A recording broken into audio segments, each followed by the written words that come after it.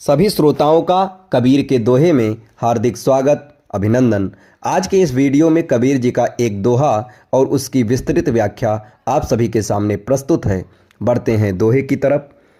पारस में अरु संत में एक अंतरो जान, पारस में अरु संत में एक अंतरो जान, वह लोहा कंचन करे यह कर दे आप समान। साहब कबीर कहते हैं, तुम्हारी सारी जिंदगी, तुम्हारी सारी दौड़, तुम्हारा सारा श्रम किस लिए है? पारस के लिए। तुम्हें वह पत्थर चाहिए जो लोहे को सोना बना दे। तुम लोहे हो, मूढ़ता से, अंधकार से, वासना से भरे, और तुम्हें सोना बनना है। धन, पद, प्रतिष्ठा, सम्मान, यही है तुम्हारा सोना। और तुम इसी कचरे को इकट्ठा करने के लिए जन्मों जन्मों से भागे जा रहे हो। ये एक विक्षिप्त दौड़ है।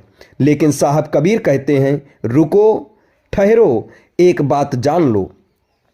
इस पारस की एक सीमा है, इसकी एक हद है। हाँ, ये लोहे को सोना बना देगा, बिल्कुल बना देगा, लेकिन जरा गौर से देखो, वह लोहा सोना होकर भी है तो जड़ ही, मरा हुआ। उसमें कोई चेतना, कोई जागरण, कोई होश नहीं घटता। और सबसे बड़ी मज़ेदार बात यह है, वह सोना जो खुद कभी लोहा था, वह सोना अब पारस नहीं बन सकता। वह किसी और लोहे को सोना बनाने की क्षमता नहीं पा लेता।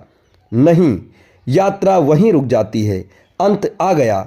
बस तुम अमीर हो गए, और इस पृथ्वी पर एक अमीर आदमी से ज़्यादा गरीब और कौन है?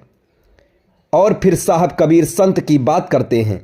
और ख्याल रखना, जब साहब कबीर संत कहते हैं तो उनका अर्थ तुम्हारे धर्मगुरु उपदेशकों से नहीं है।